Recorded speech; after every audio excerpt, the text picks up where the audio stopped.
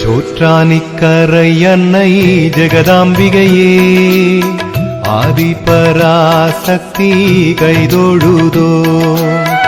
ஆதியும் ஜோதியும் தேவினியே வாழ்வில் ஆரோக்கியம் நீ தந்தருள்வாயே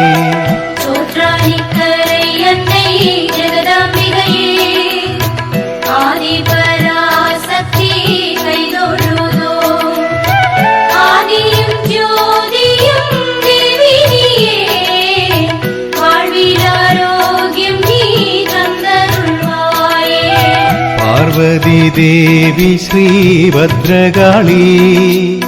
சோற்றானிக்கரையிலே அவதரித்து ஆதிபராசக்தி சத்தியமாய்